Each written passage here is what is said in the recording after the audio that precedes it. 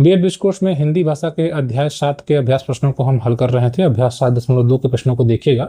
पहला प्रश्न बहुविकल्पी है कि इकाई योजना मुख्यतः किस स्तर की योजना है। तो जो इकाई योजना होती है उसमें कभी कभी एक इकाई के अंतर्गत 2 से 3 अध्याय दिए गए होते हैं। आप एनसीईआरटी की बुक्स को देखें तो उनको मिलाकर सम्मिलित रूप से उन तीनों अध्यायों को पढ़ाने के लिए जो आप योजना बना रहे होते हैं एक इकाई के अंतर्गत उसको रखा था। इकाई योजना में एक मुख्य विचार होता है, उसी पर आधारित चैप्टर्स होते हैं। कभी कभी एक चैप्टर को ही एक इकाई के अंतर्गत रख दिया जाता है, ठीक है। तो यह भी होता है। तो इकाई योजना में आप 5 से 6 पीरियड ले सकते हैं, 7-8 पीरियड भी ले सकते हैं। तो इकाई योजना एक दिन में पढ़ाने वाली या कंप्लीट करने वाली योजना नहीं है। तो किस स्तर की, तो उसको आप दीर्घकालिक कहेंगे। अल्पकालिक, दैनिक या वार्षिक नहीं होगी, यह दीर्घकालिक योजना है, ठीक है। किसी पूरी इकाई के लिए बनाई जाती है, इसलिए यह दीर्घकालिक योजना के अंतर्गत माना जाएगा।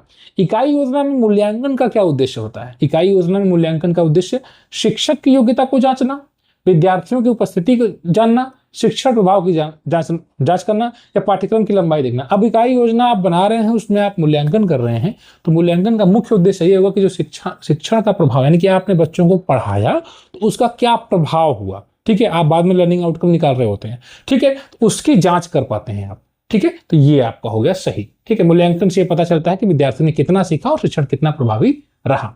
आगे एक कोष्टक में दिए गए शब्दों में से उपयुक्त का चयन करके आपको रिक्त स्थान भरने हैं। इकाई योजना एक दीर्घकालिक स्तर की शिक्षण योजना है, ठीक है। दीर्घकालिक अभी हमने चर्चा किया था। इकाई योजना में पाठों को क्रमबद्ध रूप से पढ़ाया जाता है।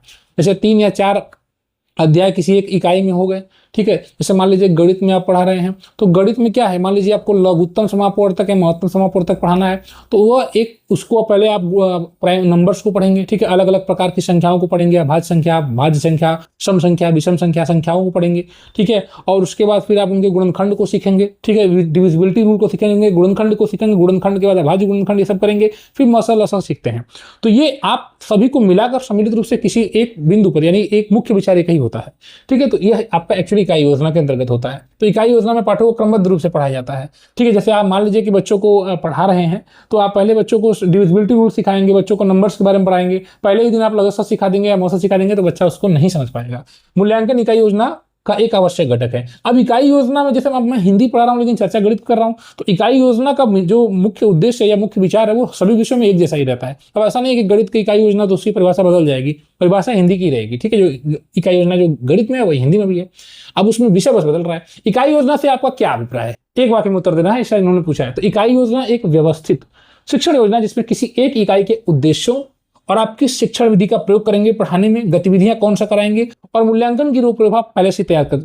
इसके पहले हमने अध्याय 7 में विस्तृत चर्चा किया इकाई योजना कैसे बनाना है, इकाई योजना बनाकर भी दिखाया है, उसके अंतर्गत पाठ्य योजना कैसे बनेगी, हमने सब पर चर्चा की। आपने अगर उन वीडियोज को नहीं देखा तो आपने एक बार देख लेंगे तो आपका कॉन्सेप्ट और क्लियर हो जाएगा। तो अभ्यास 7.2 यहाँ पर कंप्लीट होता है। ब्रिज कोर्स की बेहतरीन तैयारी के लिए आप इस चैनल को सब्सक्राइब जरूर करें। धन्यवाद।